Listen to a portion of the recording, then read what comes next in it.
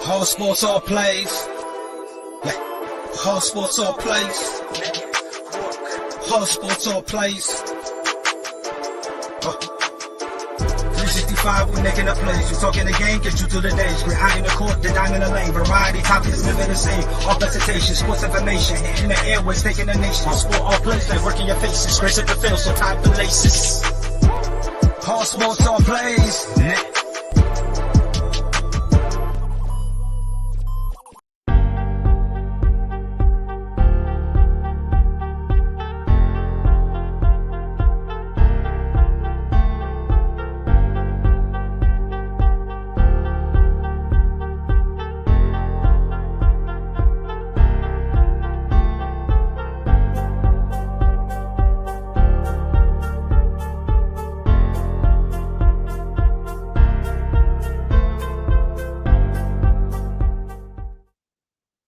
Good morning, everybody, and welcome to the Touchdown Crew. I am Charles Richardson, your host. I'm going solo today here on Sunday, September the 3rd. It is the Sunday before the start of the 2023 regular season here. Got a lot of things that we want to cover. I'm going to give you my takes on them. Might be just a very short show, but if you'd like to call in, 813-699-5353. You can go ahead and reach me on the phone lines, 813-699-5353. So like I said, this is the first last Sunday before we actually kick off the regular season. And if you haven't done so already, go ahead and follow us on the Touchdown Crew, facebook.com/the.touchdown.crew right there on Facebook. And of course, we're all part of the ASAP Sports Network, ASAP Sports Network. Like and share us on Facebook. You can go ahead and go onto their website and everything else right here on the ASAP Network. So we want to say thank you very much. And, of course, my good friend John Monroe right there. Go Cowboys, big Cowboys fan. And listen, there's a lot of things to take in effect with the Cowboys. The Cowboys are coming off a decent season last year, playoff, but, of course, they end up losing. Now they don't have Zeke. Now they're trying to go ahead and run with Tony Pollard behind there. They do have a decent receiving core. So we'll see how that works out. Take away Zeke, who has been in the decline since. So I can understand not going with Zeke in the backfield. But I don't know if Tony Pollard is your every down back. So we're going to see what they do with that and see how the Cowboys do. But their defense is top notch. And I think at the very end, I think the Cowboys are going to contend very seriously for the NFC East, unless the Eagles just have another miraculous season like they did last year. And that's the other thing, too. One of my co-hosts, Mike, who is an Eagles fan, is already predicting Super Bowl championship for the Eagles this year. And honestly, why not? They have most of their same core coming back. Their defense is also top-notch. Their offensive line's top-notch. Jalen Hurts surprised everybody last year doing what he did. So it's like, honestly, why not pick the Eagles? Why not have them in there? Why not have them as the top in the NFC? The NFC is kind of lackluster. Let's be honest. You have the Eagles, and then where do you go from there? You don't really have any star power. You got the Niners where Brock Purdy has proven that he can win. He can go out there and perform. But honestly, is Brock Purdy somebody that everybody's going to pick up on? And it's like, oh, well, now we know what to do with this guy. We didn't expect much from him, but now we do. So let's go ahead and bring on one of my co-hosts that's on here. So we want to say welcome to a new member of the Touchdown Crew. That is the Sports Judge, joining us all the way in Cali, which is 7 o'clock in the morning over there. He's waking up. He's having his coffee. What's going on, my man? What's going on, my man? It's a pleasure to be on. I love this show. This show is awesome, and I'm privileged to be a co-host on this show. I appreciate it. And honestly, it's a privilege to have you because you're already a self-made man. Being with what you got going on, the writing, the credentials. I mean, it's a pleasure to have you a part of the crew. When we thank you very much for accepting the invitation. Honestly, I thought I was going to be like that one kid, that nerd kid, asking the hot chick out and getting turned down really flat. But I appreciate you giving me a shot. Oh no, hey, no doubt about it. It's always fun to collaborate and to podcast with you. And I mean, you do great work. And your football. That's obviously your area of expertise, and you're pretty good at it. And you bring a lot of humor to the show too, which is great. Well, I try not to go ahead and dabble in golf because I have no idea what the hell is going on. This whole live thing, I don't get it. Basketball, it's like, it is there's no consistency there. That's not my thing. Hockey, I can't even pronounce half the guys' names, so it's like, but it's seriously, football is, and I was telling my wife this because yesterday we kind of got in a little fight. And it's like, why can't you stop watching football? And it's like, because football is my passion. I'm a 4-down person, that the pigskin, the kicking the field goals. Even when the XFL came back, it's like, yes, I can't stop watching because now there is a patch between off season and start of the late off season after the draft. So XFL was it. USFL, I still can't get over the no fans in the stands, but still, hopefully they'll make a change this year. Yeah, and you said it best. We just want our football. That's it. Just passionate about football. It's here. It's finally here. We waited long enough. How long did we wait? Jeez. We waited several months for football to return. We always do that from February to September, from February to August, because we'll take preseason even. We'll watch the backups and the rookies that are going to be bagging groceries after 4 weeks. We'll even watch them, to be honest with you. Well, we got the draft too. Yeah, we got the draft. That's a pretty exciting weekend. Honestly, the draft is so drawn out because if you got a first round pick, you're just waiting for those 15 minutes out of the 5.5 hours that it takes to get that pick. So I mean, I don't know, man. The draft is good for the people that scout the college guys and everything like that. I'll take them when they finally get in the NFL. I'll go ahead and take them that way.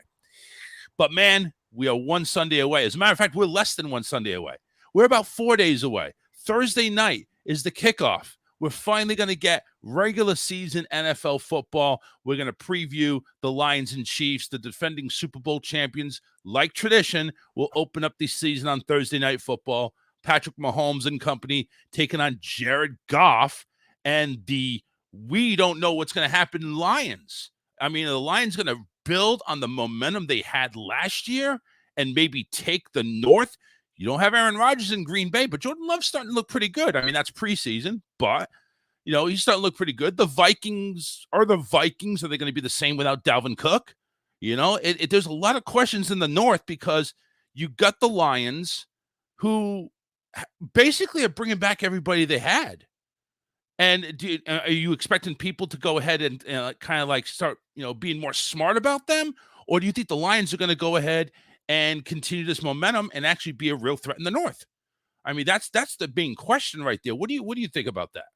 Man, I think the Lions are going to be a real threat in the North. Hey, you know what? I don't think they're a laughing matter anymore. I think you got to take this team seriously.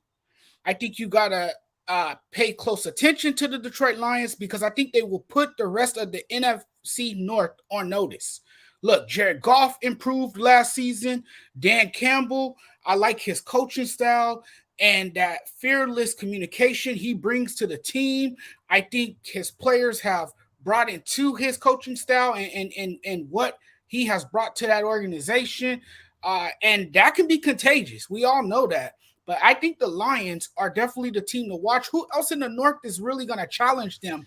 The Vikings, yes, you have a flashy wide receiver. You have one of the best wide receivers, a stud in Justin Jefferson, but is that enough? Sorry, no, that's not enough. No. Kirk Cousins, we all know that he's a game-managing quarterback at best. I know some people get mad at me that I say that, but it's the truth.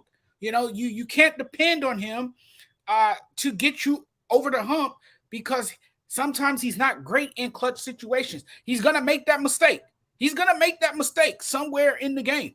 It never fails with Kirk Cousins. And then the Green Bay Packers, they're going to regress. They're going to have a down year. I think this team finishes with 6 wins. 6 wins at You're best. Talking about Green Bay, 6 wins? I'm talking about Green Bay. Yeah, I think it's going to be. I don't know about that. I think that's a little low. And here's why I think that is because you got a good 1-2 punch back there in running back, and you have a rookie receiver that actually made some noise. So you got your number one receiver. Jordan Love just can't turn over the ball. And I think if Jordan Love is smart, like he's shown in preseason, if he's smart, I think honestly, you're looking at maybe a subpar, 8-9 win season. Possibly. I don't know. I mean, for the first time, they got a strong running game, like you mentioned. They didn't really have that with Aaron Rodgers on the field. So that's interesting. That are you going to run the ball more? Are you going to rely on the run game more? I'm guessing that's going to be the Packers' new strategy. They're going to rely on the run game more and take the ball out of the hands as much as possible of Jordan Love, so that won't put so much pressure on the young quarterback. I don't know. Then you got the last team out there, the Chicago Bears. Now listen, they may not be the carpet. They may not be the bottom of the North anymore. I mean, I don't know. I mean, you got Justin Fields coming in. This is going to be a make or break for Justin Fields. Listen, we already know you can run the ball. We already know you're a scrambling threat. You're already basically a Michael Vick. But now that you have a star receiver in your grasp, are you going to be able to go ahead and get that ball to him and make this offense more aerial instead of just watching what you do on your feet? Is Justin Fields that quarterback that can do that? Or do we see just another big quarterback bust in Chicago? Well, I think you will see improvement from Justin Fields. I really like Justin Fields. I think yes, there's a lot of expectations. There's a lot of expectations now. And the questions about the Bears is that, do they check all the boxes? I know the Bears made some moves this offseason. Should the Bears be the clear favorite to win this division? Absolutely not, because it's still, again, you still got the Lions. But I do think Justin Fields has the potential to be a superstar caliber quarterback. I really see that. I just see the intangibles there. I think he definitely has it. I think he's going to grow. I think he's only going to get better. There's always room for improvement. He has great anticipation. I think he trusts in his receivers. I think he's going to be great. It's a work in progress still, but you're looking for progress, and I feel good about the Bears. I feel really good about the Bears. You're not looking at like knockoff players here. You got DJ Moore, Daryl Mooney at wide receiver, Cole Kmet at tight end. So you got playmakers. It's the thing is, can Justin Fields go ahead and make those plays with their guys? Now, yeah, DJ Moore is going to go ahead and get that occasional 70-yard screen touchdown that you saw in preseason. But is Justin able to go ahead and stretch the defense? Is he able to go ahead and get that deep ball to Moore or Mooney? And, of course, Kmet right there in the middle. Can he go through his reads? That's where we've seen a lot of struggles with Fields is he takes his first read, oh, it's not there, and I'm taking off. And sometimes that works good. But you got to figure the defenses that are going against the Bears now, they're going to look for that, and they're going to say, okay, you fooled me once. You ain't going to fool me again. That's not going to work 2 seasons in a row. And I think that's where the Bears are at right now. They need to utilize their weapons, which they have.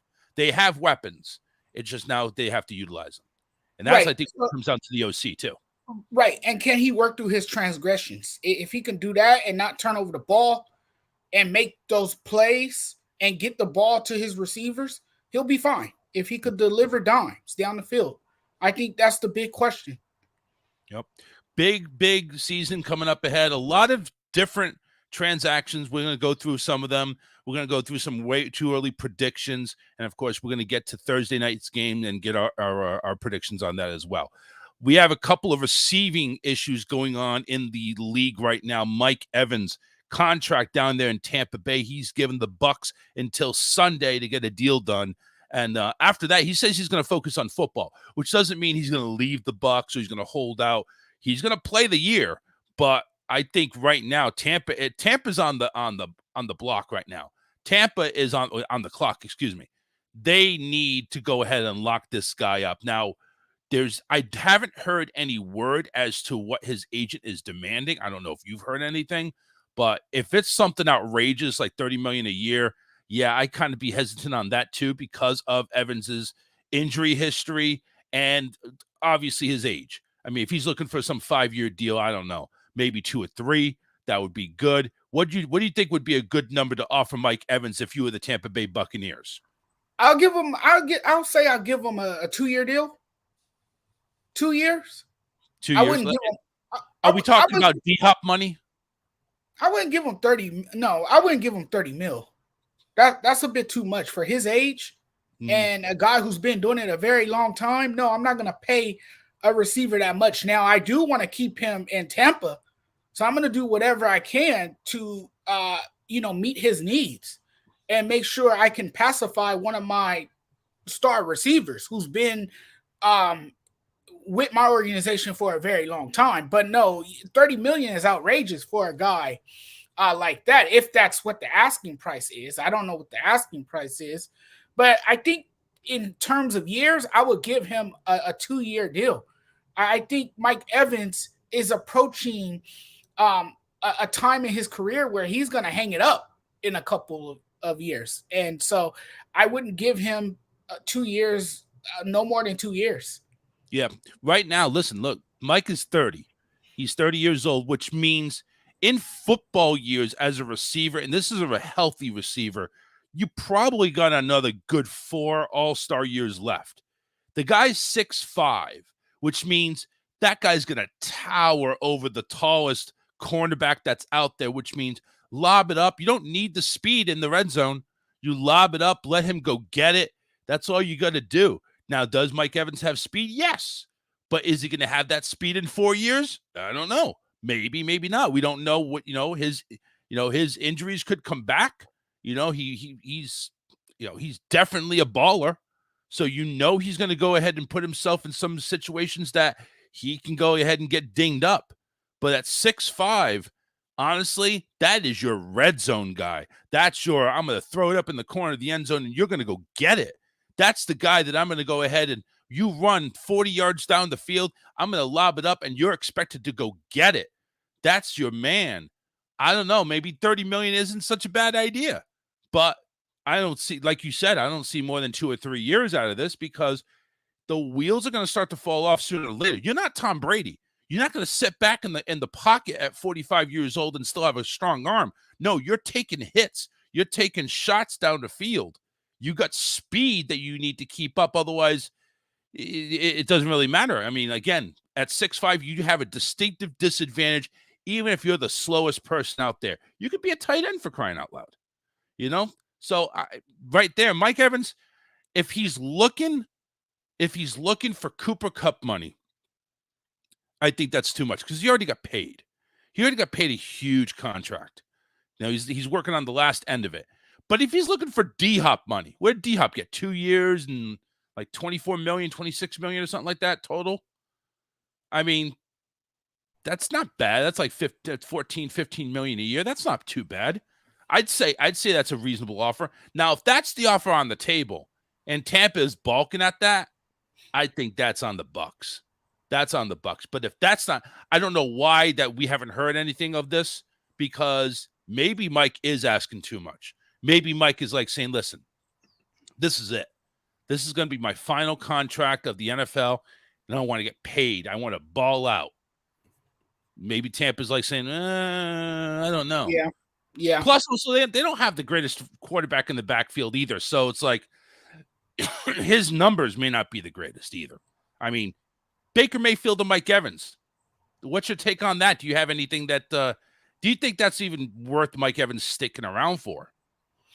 See, that's a good question right there, because the Bucs are going through a transition season. And I don't know. The Bucs might not want to pay that coin to a 30-year-old receiver, but to answer your question about Baker Mayfield throwing the ball to him, I don't know how I feel about that one, because we all know that Baker Mayfield is up and down. He's been inconsistent throughout his career. He's become a journeyman in the National Football League now as well. I think you go with Kyle Trask. I think that's who's going to end up being your starter by week 3, because I just don't buy into the Baker Mayfield hype. I don't. I don't see him being the starter after week 3. I just don't. I think they will experiment with Kyle Trask, and I think that will end up being Mike Evans' quarterback. He will be QB1 by week 3. I don't know. Baker Mayfield, to me, He throws in tight windows. He doesn't make the smartest decisions with the football all the time. He turns it over too much. He gives the opposing team a short field because he always turns it over at the worst possible moment on the field. And so I don't know. I think this is a disaster waiting to happen. And I don't really like to, doubt players too much, because at first when Baker Mayfield came into the league, I was hyped up about him. I said that he was going to be one of the greatest quarterbacks. I didn't say the greatest of all time. I said that he would be a great quarterback. I said that he would make an impact in this league, and he just hasn't. It hasn't panned out. So I don't see that being an experiment that lasts very long. I think before you know it, Kyle Trask will be named the starting quarterback. In preseason, they actually had a healthy quarterback competition where they couldn't decide on a starting quarterback just until like before the final week of the preseason. Trask and Mayfield were head to head. If you go head to head, does that mean Baker is just that bad where you have Kyle Trask coming in, or is Kyle Trask actually decent enough to make it happen? You know what I'm saying? It's like, if you're Baker Mayfield, you've been there. You went to 3 different teams right now. Okay, so that's not a good track record. Right. But it could be the fact that he has commanded the locker room. Maybe it could be the fact that he is a veteran. He's been doing this a long time. He understands the game. Right. It could be that too. It could be multiple things. Right. Definitely. So you think Trask, week 3, week 4, you think he's going to be he's going to be? I do. So Buccaneers, Mike Evans, that's a huge topic down there in Tampa. Mike is going to play the year, but you may see him on a different team next year, which we have a few receivers making transitions to different teams this year. We got Odell Beckham in Baltimore, D-Hop in Tennessee. When you think Baltimore and Tennessee, you don't really think about airing it out now, do you? Is either of these teams a good fit for the receivers that they picked? I mean, I don't see it, man. I don't understand it. D-Hop is definitely not a great fit in Tennessee. And if you look at history, based on history, receivers who were once at the top of their game in this league, every time they've gone to Tennessee, you have seen them drop off dramatically, right? Every receiver who has gone to Tennessee. So, I mean, this is not a great look for D. Hopkins. Not at all. No. Not at all. He only went there for the bag, right? There was a lot of money on the table. Why would you go ahead? But see, here's the thing. New England offered him a similar contract, but it's because, I think Tannehill's a better quarterback than Mac Jones. Plus, I got Derrick Henry back there. But what has that got to do with you getting the ball? You're supposed to go there where you're going to get the ball. Now, granted, Mac Jones and Tannehill, those are not marquee names you're going to see. That's pretty much like saying Kyle Trask is going to throw you the ball. I don't think he's going to get that many targets. I don't see it happening. Not when your team is a run-heavy team. Yeah, your team's a run-heavy team because your team is built around the greatness of Derrick Henry. He is the engine to that offense. He makes that offense go. So when that happened, that didn't make sense to me. Do you think it's maybe lack of options? Because all we heard was Tennessee and New England. I mean, I think we heard Kansas City may get something. It could be because his market was small. Yeah. It could be, but I would have settled for New England. Let me ask you this, Judge. D-Hop, is he just not that great of a talent? Is that why his market share? Because don't get me wrong, there are teams that could always use a D-Hop. Even if you already have a number 1 on your backfield, you could always use a number 2. Is his talent not that good anymore? I'm not sure if his talent holds the same value anymore.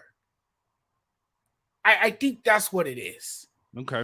I think there were better options out there when he was available. and teams really didn't have any interest or show any interest in D Hopkins, which is kind of strange in a way, because we have talked about him in the past being a top 5 receiver in the NFL. I mean, he's been in the top 5 on everyone's list. Yeah, nobody says he can't be a top 5 receiver now. It's just right. I don't think he holds the same value. You don't go to a bottom half of passing offense, though, if you want to go ahead. You kind of want to go to some place where, hey, listen, that pass is going to be a primary, that the passing offense is going to be paramount in our team. Right. When you're going ahead and handing the ball off 80% of the time, you're not going to get touches, period.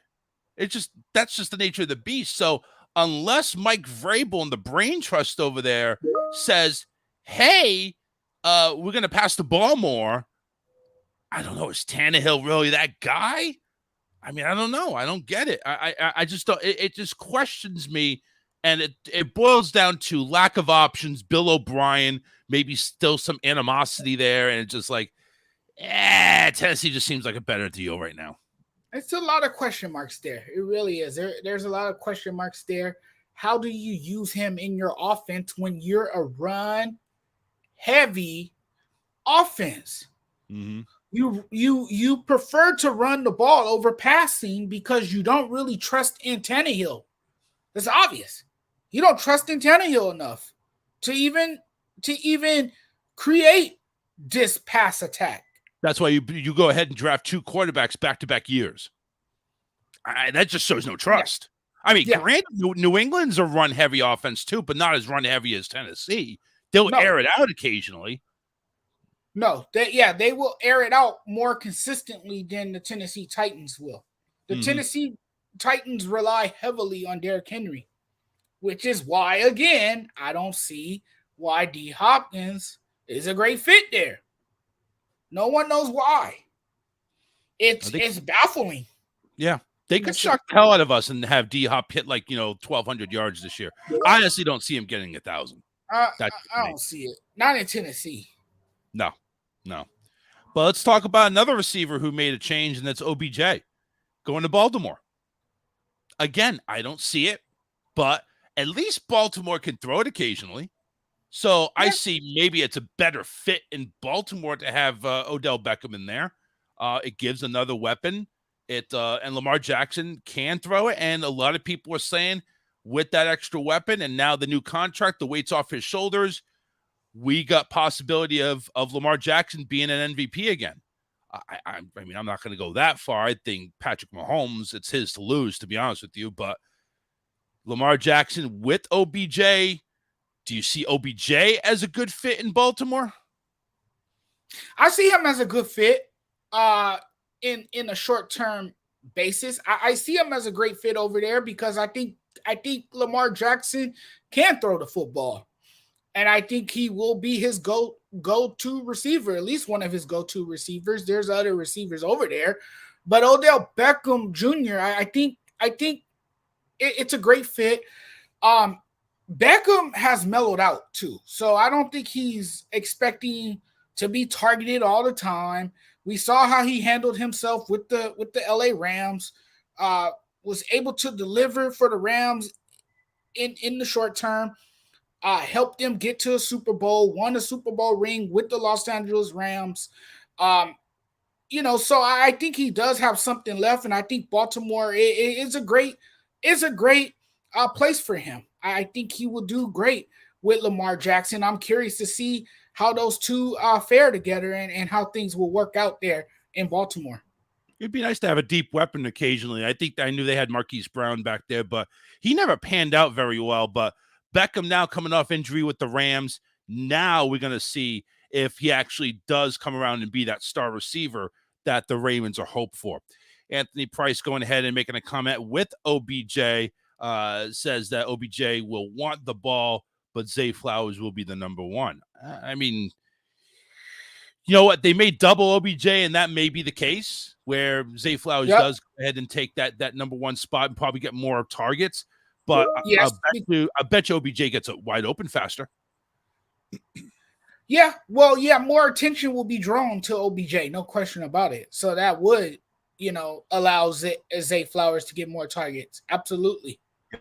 Absolutely. So things looking good in Baltimore. Let's talk about that over there. So Baltimore in the north, they're going up against Cleveland, Cincinnati, Pittsburgh. All of those teams are up and coming. Pittsburgh is coming up. I'm seeing Pickens he was looking real sharp in preseason. I think he's got that offense down. I think he's going to take that team and lead it. You got Cleveland with Watson. I mean, he got the rust off last year. Now it's time to prove it. You got the running back there. You got Cincinnati, where he may or may not come in, Burrow. He may or may not start week 1, depending on his injury, but I think he'll be fine. I think Cincinnati is still the favorite in the North, but Baltimore, man, they could go ahead and come up and just leapfrog Pittsburgh and Cleveland for that second spot, maybe a wild card. What do you think?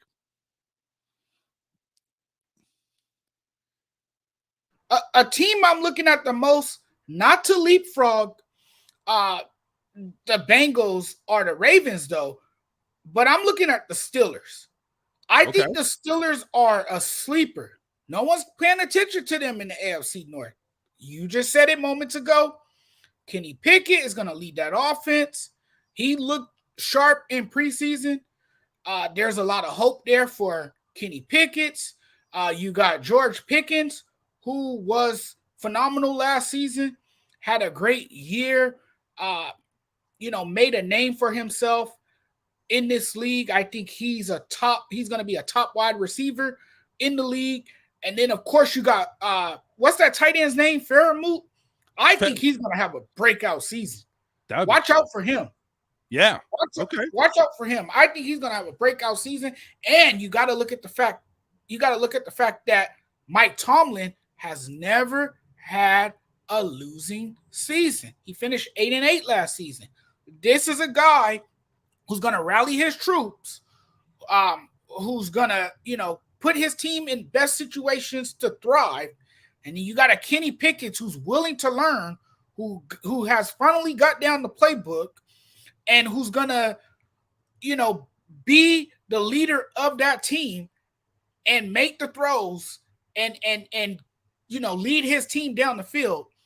I like the Steelers. And the Steelers defense, we all know they're best known for their defense. So this team is going to be a team to look out for. Don't sleep on the Pittsburgh Steelers. Yeah, actually, they went 9-8. Remember, there's 17 games now. But yeah, they went 9-8. So you're right. Yeah, so they didn't have a losing season. They actually won 4 straight to secure that. They were at 5-8, looking bleak, but they won their last 4. So, I mean, they weren't scoring a whole lot of points, but their defense, just like good Steeler fashion, their defense was holding teams to under 20 points a game, and I think that right there is going to be it. Najee Harris, we haven't talked about him in Pittsburgh. Najee Harris, do you think he's going to have a breakout year this year too? Yeah, he could. I mean, they got a strong running game with Harris. So, I mean, hey, and that's another thing that could take some of the pressure off of Kenny Pickett. I feel like when you have a strong running game behind you, that takes less off of the shoulders of a quarterback. That quarterback doesn't have a heavy burden on his shoulder to feel the need to throw the ball 40 or 50 times a game. When you have a strong running game behind you, it allows you as a quarterback to be more creative. It opens things up for the offense as well. So I think having Harris behind you is great for a guy like Kenny Pickett, especially with Kenny Pickett going into his second season as the quarterback. It's great to have that strong running game behind you. Yep. Yeah. Fairmouth, the Pat Fairmouth, number 1, the tight end's number 88. Fairmouth. I called him Fairmouth. And then Fairmouth, he's nice.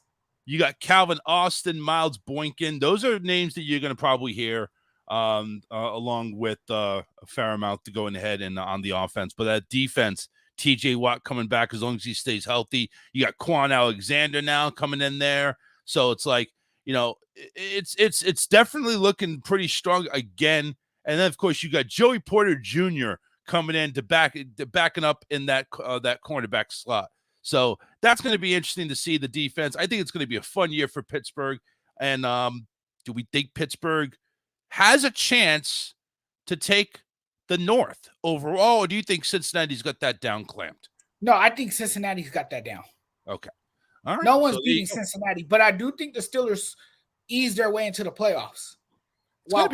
It's going to be really tough in the North. I mean, you got Baltimore, I think, is up and coming. You got Pittsburgh that's up and coming. I think all those teams in the North are up and coming. It's going to be a dogfight, and I don't mean that literally with the Browns. It's going to be a dogfight over there in the AFC. Well, it's going to be tough in the AFC in general because, look, you got the AFC is stacked. Yes. The AFC is stacked. Oh, yes. So it's going to be tough.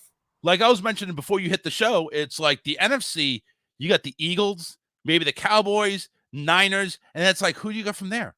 It's like you don't really have a really an outstanding team. Honestly, I'd see 3 or 4 teams coming out of that playoff with no more than 9 wins. That's how really just either really good competition or just really mediocre football in the NFC is right now. It's just really bad. The AFC is the dominant conference, and it's been that way actually for a few years now. Mm-hmm. And the AFC is the dominant powerhouse right now. There is a number of teams that are really, really good, which makes it really hard for us to predict who's coming out of the AFC. Honestly, I'm seeing there may be a couple of teams in the AFC with 10 wins that don't make the playoffs. I mean, that's how stacked the AFC is. You got Kansas City, of course, is probably going to be up there in the number 1 contender. You can't rule out Buffalo, even though they've had some turmoil in there. You can't. Miami. But I'm giving Josh Allen one more year to turn it around. He's going to have to come through in the playoffs. Yeah, he's going to have to go ahead. They're going to have to break through. This is Super Bowl bust, don't you think? For the Buffalo Bills, yes, I do. I do. And we always put Josh Allen up there as one of the top quarterbacks in this league. I mean, I know I have. I've said a lot of great things about him. I actually at one point called him the best quarterback in the NFL. He's good in the he's great. He's great in the regular season. He's great in the regular season. But in the playoffs, his team tends to fold. Now, that's not all on him because when you look back 2 years ago, the defense collapsed, right? The defense fell apart. He did everything he possibly could on the offensive side of the ball. He was throwing haymakers back and forth with Patrick Mahomes. I remember that AFC. And he was running too. He was putting his life in danger for that team. And that's the thing. That's what concerns me about Josh Allen, though. Is that, dude, you're gonna take that wrong hit, and that could be bad. I think he puts his body on the line. He's sometimes he's reckless. He likes to run a lot, and I don't know how long he's going to hold up if he keeps doing that to his body. That's a great question to me. But Josh Allen, man, yes, this is a make or break year for him.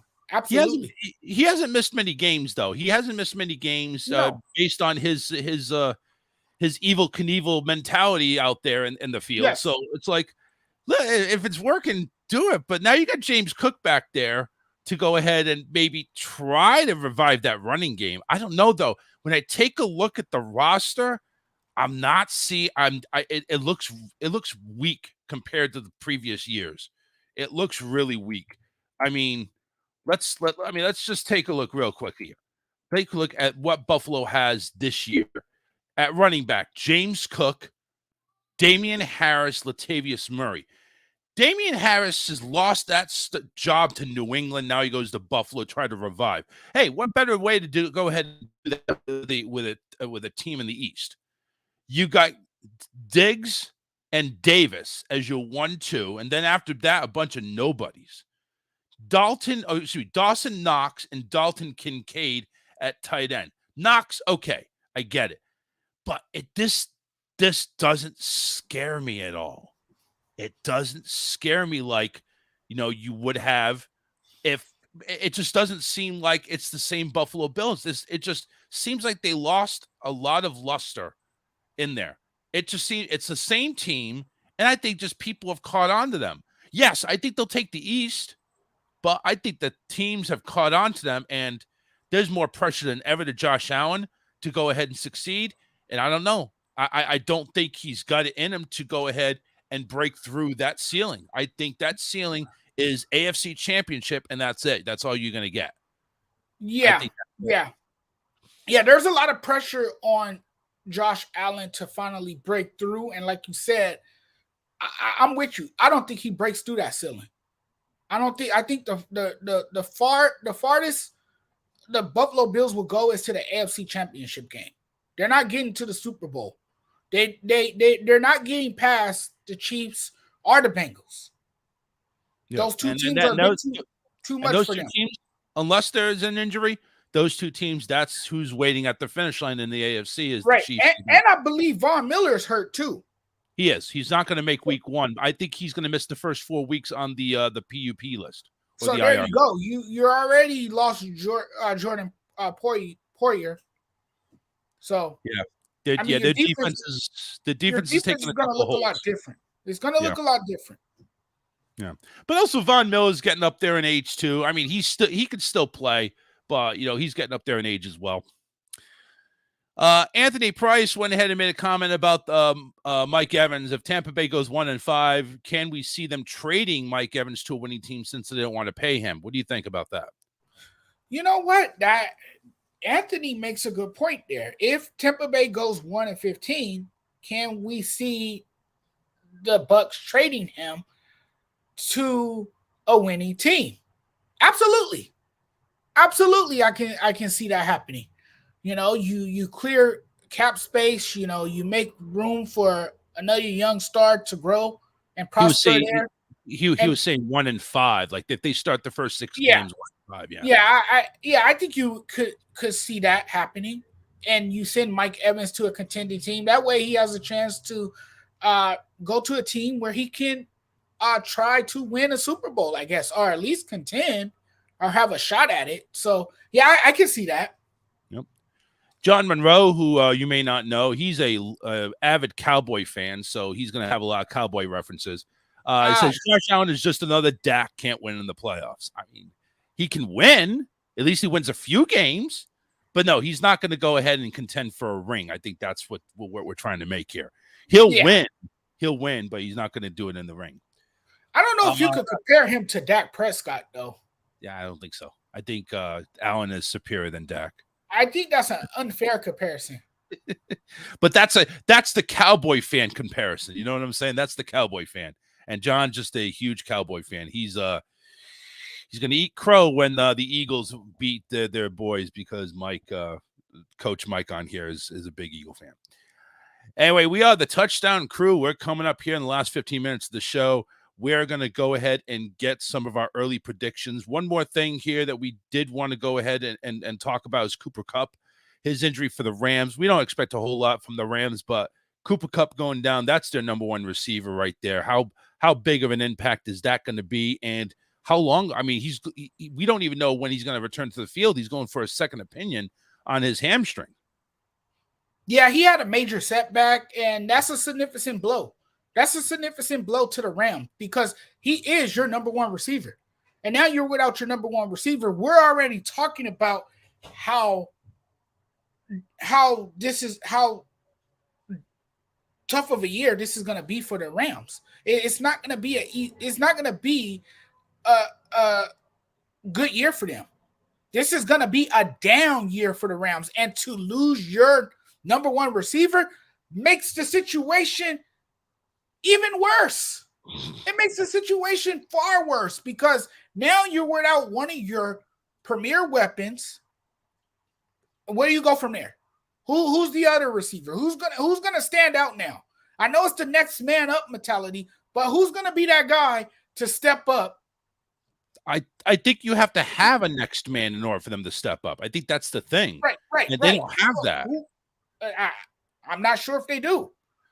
But this is going to be a down year for the Rams. I think the Rams are paying the price for going all in to win that Super Bowl? Tutu Atwell, Van Jefferson, Demarcus Robinson, Ben Schnoerek, Puka Nuka, Tutu Atwell. Those are your receiving cores below Cooper Kupp. I don't see it. That tells you right there that Cooper Kupp is going to be solely missed. Hand it off to Cam Akers 50 times a game. That's all you're going to do. That's all. I mean, that's all you can do. You got Tyler Higbee in the tight end spot. Maybe you'll dump a few off there, here and there, but maybe they'll get back to their greatest strength, which was running the football when they had Todd Gurley. Yeah. Yeah. And that's over with. Forget it. Yeah, their year starts off pretty rough. Well, actually, hold on. What year does it start off here? Hold on. Current season. Yeah, I believe they got the Seahawks first, and then the following week they got the 49ers? Yeah, Seahawks in Seattle, then they're at home against San Fran. So, and then you go at Cincinnati. Oh, I already see 0-3. Right. Yeah, that's brutal. That's a brutal start to the NFL season. Yeah, that's not good at all. No. The only one game is at home. You have to go to Seattle and Cincinnati. Then you're at Indianapolis, which, okay, I can see a victory there. But then Philly at home, Arizona, I could see a victory, and then Pittsburgh at home. And we don't know how Matthew Stafford is going to be. Yeah, we don't know. The Rams. That's another question mark. If I'm the Rams, I'm tanking. I'm taking this season. I'm going after Caleb Williams. Yeah, it's rough. It really is rough. And I wish them the best. If you're a Rams fan and you're part of that $2.5 billion arena there, just have fun paying your $100 pizza and your $1,000 tickets in the nosebleed section. Crazy. But if you take a look at it, and I guess I'm playing devil's advocate here, if the Rams could somehow maybe do some work in free agency, I think San Francisco takes this division. I'm not going to lie. As long as the quarterbacks stay healthy, as long as Purdy stays healthy, I think 49ers take that division, and I think Seattle maybe number 2. But then you have the Rams, who also seem to be the worst team in the NFL, and then you got the Rams. The Cardinals, and then the Rams. The Rams in that division seem average. Even we just mentioned how bad they are right now. They seem average in that division. Again, San Francisco and Seattle I see as 1-2, but Seattle is Geno Smith really the man there? I mean, we had questions when they made him named the starter. He proved us all wrong. But now year number 2, where everybody knows your name, is he going to go ahead and stand up? He's going to be able to prove his worth again. That's the question. Yeah, usually the second year is tougher because you have heavy expectations. But not only do you have a lot of expectations, people also know what to expect from you. You know, they know what you're bringing, right? They kind of know how to adjust to your style of play. They know how to counter it. They know how to make those necessary adjustments to try to neutralize you and slow you down a bit. But I think with Geno Smith, the system works for him. I think you're right, too, because I think they're going back to the beast mode days with Kenneth Walker. I think they're going back to that format. Yeah. So I think the system works for him. What I've seen from Geno Smith last season is that he's a system quarterback. You put him in the right system, he's going to flourish. Yeah. And that's why he is doing well with the Seattle Seahawks. And there's nothing wrong with being a system quarterback. Right. There's nothing wrong with that. I mean, you can go ahead and get degraded. It's like, well, you can only work good in this. Well, guess what? They made a system for me. So, Right. You know, what's the rule of coaching? You put your players in the best position possible to win. Well, guess what? If you're a system quarterback, you find that system that works for that quarterback, and then you make it happen. You put the receivers around him, you put the line around it, you make it happen. There's nothing wrong with the system quarterback. That's what Seattle has done. They have Tom made Brady it happen. was a system quarterback. Right. And it's compatible and it just works out for him. Yep. And that's why he has been able to thrive. And that's why he was the comeback kid a year ago. And that's why he surprised so many of us, because he happens to be in the right system, a system that works for him. And that has benefited him quite well. And don't get me wrong, Kenneth Walker's not the only the weapon there. You still got Lockett and Metcalf. You got Disley and Fant on tight end. You know, you got a halfway decent offensive line. So you got the weapons. You got the system. It's now, again, Geno, don't turn the ball over. Make your throws. And just let Kenneth Walker run wild. I mean, that's how it really should work in Seattle. I don't know. I'm seeing Seattle with their, with their start, they, going against the Rams, of course, that's going to be a win. They're at Detroit. You got Carolina and then New York. I mean, it's not a far-fetched to say 3-1, 4-0 before their 5th week bye, which is early, but that's their bye. I would say it's Detroit is at Detroit, so they're going to have home field. So I may edge out and give Detroit that win, but I see 3-1. You're going against a broken up Rams team, a hot start Detroit team on the road, Carolina starting a rookie quarterback, and the Giants at New York. I still think they can beat them. I still think they can beat the Giants. Giants aren't really anything special. I'll be honest with you. I don't care how much money they're paying that one dude for quarterback, whoever his name is. Daniel Jones is another one that's had success thanks to Brian Daboll, because he knows how to develop quarterbacks and he knows what scheme works for his quarterback. Yeah, I mean, granted, I think you're right. I think, the Daniel Jones has that system like Geno does. It's give the ball to Saquon and then look for your other playmakers, which you go ahead and you got Paris Campbell, who's wearing number 0, by the way, which is another topic we want to get to, the best 0 out there. Sterling Shepard, which we really haven't seen him break out. I think he's got a ton of potential. I don't know why he's always just subpar, but I think Sterling Shepard should be one of the top receivers in the NFC. Injuries. Yeah. That's injuries have derailed him. Yeah. But I mean, the Giants aren't a bad team, but I think Seattle is better. I think Seattle comes out on top. Honestly, what do you think? Out of those teams that the starting 4, Rams, Lions, Panthers, Giants, I see 3-1 minimum. Yeah, I'm with you on that. I agree 100%.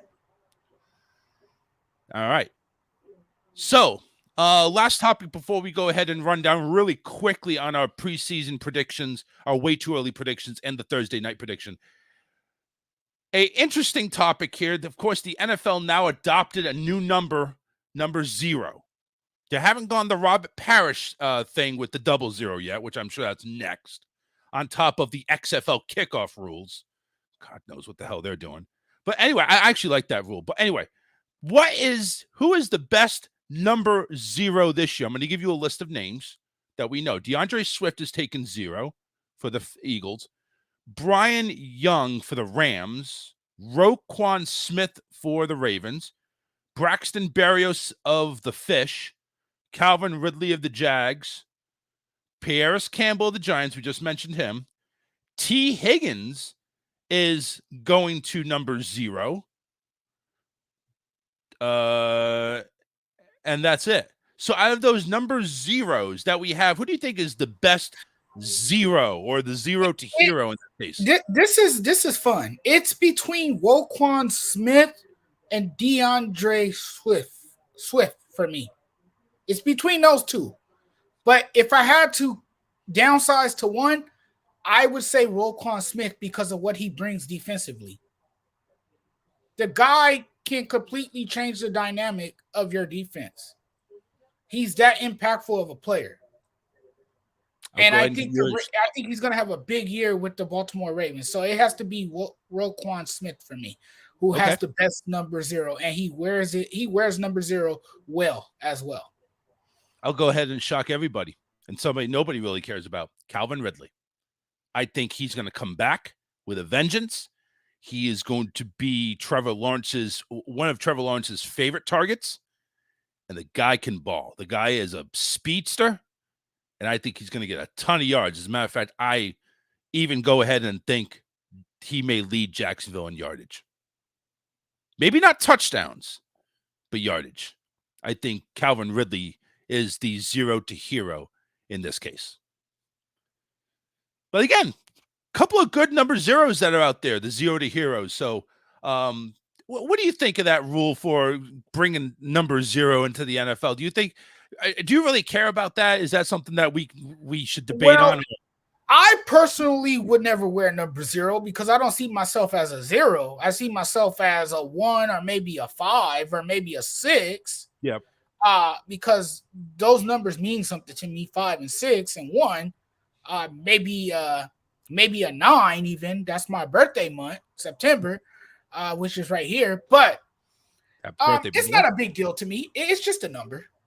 It's just a number. If that's the number you want to go with, that's the number you want to wear, then you know what? Be my guest. You can wear number 0. It doesn't really matter to me, although it's a weird number. Yeah. I kind of freaked out when the NFL says, "Oh, by the way, defensive players can wear single digits now." I'm thinking, what? Why? I didn't like that, but it is what it is. I guess they're running out of numbers. I don't know. Nobody retires numbers, by the way. Just like they run out of area codes. Yeah, right. So is the next thing we're going to see like letters and numbers now, or we're going to see 3-digit numbers? Like some of the mascots have on their jerseys? Yeah. Some of the mascots have like 1.5 or. Yeah, exactly. I think Baltimore Ravens mascot has like 309 or somewhat his jersey, like 3 numbers. That might be the area code up there. I don't know. Yeah, it might be. I don't know. All right, my man.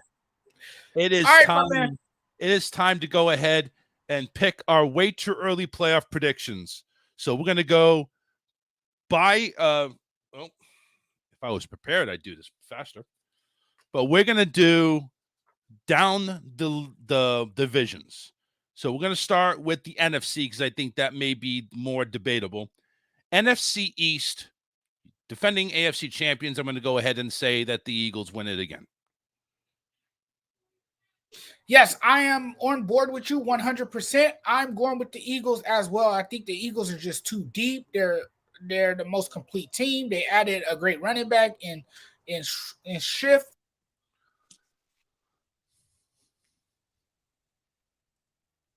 You muted yourself, bud. It's going to be good as well. So I definitely got to go with the Eagles. And then you can't forget about Jalen Hurts. No, of course not. Jalen Hurts is only going to get better. Not only does he have exceptional character, but he's a leader of men, and he also knows where to put the ball and who to put the ball in the hands of. So, yeah, I mean, he's good through the air, and he's good on the ground because he can hurt you in a variety of ways, both with his feet and with his arm. Yeah, I agree. I think Jalen Hurts is going to be just as equally as good, but I think defenses are going to start capitalizing more. So he's going to have to become more creative a little bit. But I still think the Eagles are going to be fine. They still take teams. Close second would be the Cowboys. In the North, I'm going to go with the Lions. I think the Lions will take it. 100%. I think this is the Lions' year to finally break out. Like I said earlier, I like Dan Campbell. I like his coaching style. I think his players have brought into that. He brings a fearless communication. Those players are hungry. Jared Goff is looking to prove a lot of people wrong after the Rams moved on from him. He finally found a home in Detroit, and he was one of the much improved players last season, led that offense, didn't turn over the ball as much, made plays as well. And then the Lions, man, they also have a pretty good wide receiving corps. So I'm definitely sticking with the Lions. Yeah, I agree. I think Jared Goff has a major chip on his shoulder. I think that chip is going to be there for a long time until the Lions either get deep in the playoffs or maybe even the Super Bowl. In the South is a cluster F from left to right, with the exception of one team, and I think that's New Orleans. Has a quarterback now by the name of Derek Carr, who is out to make a lot of noise this season. I think he will. I think he is playing. He's another guy that's playing with a chip on his shoulder as well. Also, I think he is.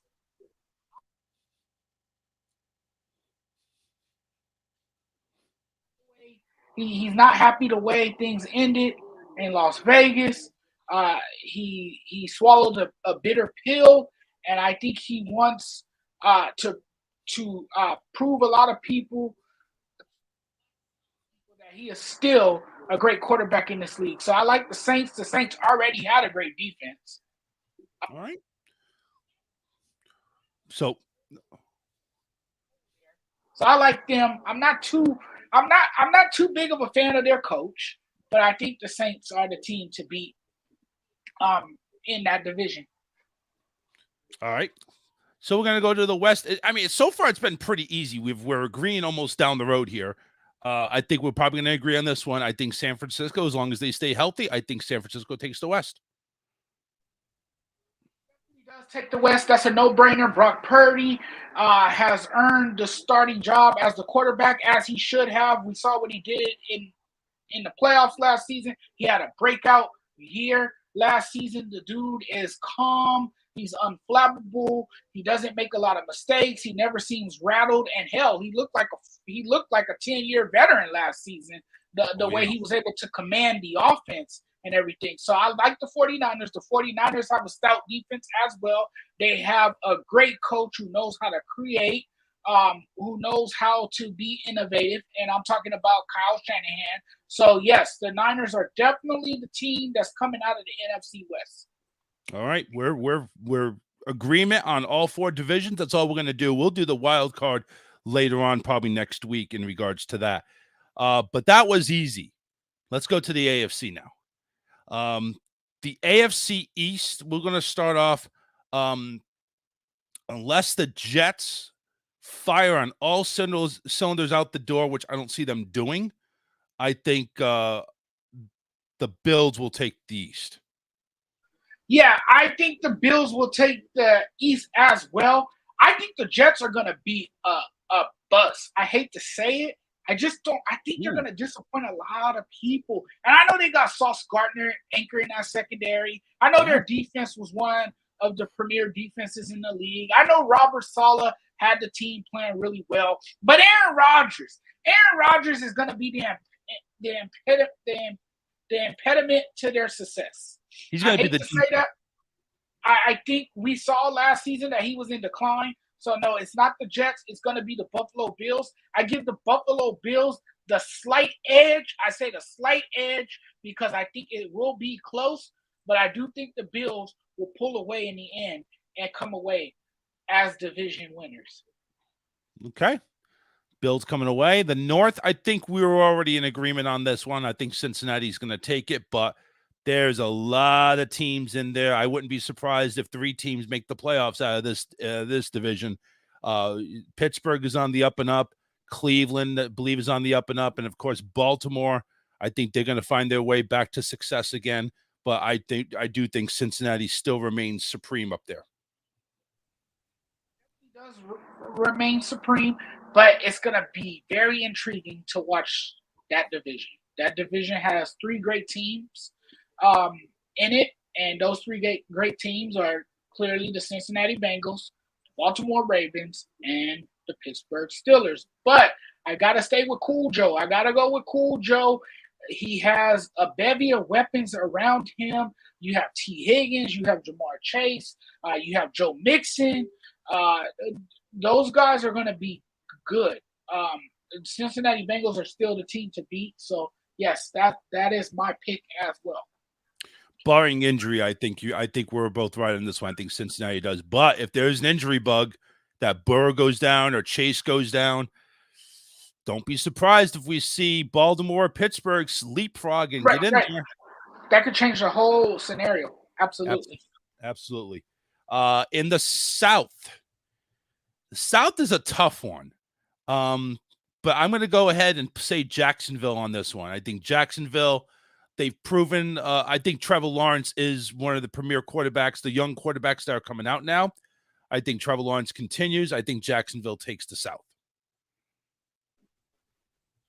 I got to go with Trevor Lawrence, too. I think he's grown into a perennial quarterback in this league. I think he has commanded the offense. I think he has earned everyone's trust. Calvin Ridley will be back. There goes your wide receiver quarterback combo right there. So yes, I like Jacksonville. They are well coached. Doug Peterson has done a great job. The Doug Peterson effect has been tremendous in Jacksonville. And just think, Jacksonville wasn't far off last season. They barely missed the playoffs. Yep. Actually, they made the playoffs and beat the Chargers, but they lost in the conference. And they lost. Yeah. Wow. My memory is escaping me, huh? It's okay. And obviously, when you take a look at the South, you have two teams that are starting rookie quarterbacks that are just predicted just not to do very well. And then you got Tennessee, which the D-Hop effect. Does that really make a difference? And I think both of us say no. I mean, we're Tennessee, man, they commit to doing the same thing. Yeah. And that's just running the football. It's really a one-dimensional offense when you think about it. Yeah. So one-dimensional when you take in another high-priced receiver, does it really change that dimension? I don't think so. I think you're still going to go with your bread and butter. Finally, in the West, I don't really think it's a no-brainer there. KC, again, unless injuries come up, KC takes that. But I do think the team that makes the most impressive change and that comes into this division, I think, is the Denver Broncos. I think Denver will be more impressive, but KC still takes the cake. KC still runs away with it. When you have a guy like Patrick Mahomes, you can never, ever bet against him. He is clearly the best quarterback in the NFL. No one comes close. You got Andy Reid as your head coach, who is a creative mind. The offense is going to look sharp. You got Travis Kelce, clearly the best tight end in the NFL. So, yes, the Chiefs are definitely coming out of the AFC West. But then another team to look at, too, you mentioned the Broncos. I think the Broncos are going to have a bounce-back year. And the reason I say that is because you got Sean Payton as your head coach now. And if there's anyone that can unlock Russell Wilson's success, it is Sean Payton. So I think Russell Wilson will have a better year as well. He won't have a subpar year like he did a year ago. I think he bounces back. I think the Broncos bounce back as a whole. I think another team to look out for is the Chargers. The Chargers is another team to watch out for too. Justin Herbert doesn't get enough credit all the time. I think he's a great quarterback in his own right, and I think the Chargers will be a team to definitely keep your eye out for. But it's the Chiefs. See, the problem with Justin Herbert and him not getting credit is because when you have a family, okay, and this is the analogy I'm going to use, which is probably stupid, but when you have a family and you have a big brother who's making all the right moves, he's going to college, he's getting a lot of success, you get success too, but that big brother's just, you're living in a shadow. And right now, Herbert's living right now in Patrick Mahomes' shadow in that division. That's why he doesn't get enough credit. But yeah, Herbert's a beast. Herbert's awesome. I think he was I think he had the most yardage in a rookie as a quarterback, or at least one of. So yeah, I mean, the guy knows how to throw the football and knows how to run an offense. No doubt, it may be a 3-team race in the West, but again, we see the Chiefs running away with it. But the Broncos and Chiefs, the Broncos and Chargers, I could see winning double-digit games. It just comes down to how stacked the AFC is, and right there, just in that division alone, it's pretty wild. It's pretty stacked. Sports Judge joining me here today on the Touchdown Crew. You can check him out on ASAP. Don't forget to like him on his YouTube, his Facebook page. Go ahead, my man. Plug away, my friend. Yes, you guys can check me out on YouTube. Please subscribe to the channel. It's the Sports Judge. That is the channel. Look it up. I should pop up if you type it in the search engine. Just type in the Sports Judge, and I will pop up. Hit the subscribe button, and also you guys can smash the like button on my Instagram. You guys can find me Sports Judge 85, and you guys can find me on TikTok. When I'm growing over on TikTok. Over at TikTok, it is the Sports Judge. The Sports Judge 85. Yes, the Sports Judge 85 on TikTok. You guys can find me there. And find me on Twitter. The Sports Judge 85 on Twitter as well. So I'm on numerous platforms. I'm all over the place. My face could hijack your screen if you allow it to happen. Please content and tell me what you guys think. Finally, Thursday night game, KC or Detroit? I got to hand the Lions their first loss of the season. Yeah, same here. You don't go to Arrowhead on the first game. I think that will humble the Lions, and I think the Lions will win and go on to win the next game. Yeah, I think so too. You don't go into Arrowhead on the first game of the year and expect to win. I'm sorry. No. That's just the way it is. No. All right, everybody, we're out of here. Enjoy the rest of your Sunday. We'll see you next week, 10 a.m. Eastern, right here on the Touchdown Crew. Take care, everybody. Whole sports, all plays. Yeah. Whole sports, all plays. Whole sports, all plays. 365, we making a plays. We talking the game, get you through the days. We're high in the court, the dime in the lane. Variety, topics, living the same. All presentation, sports information. In the airways, taking the nation. All sport, all plays, like working your faces. Grace at the field, so tie the laces. Whole sports, all plays.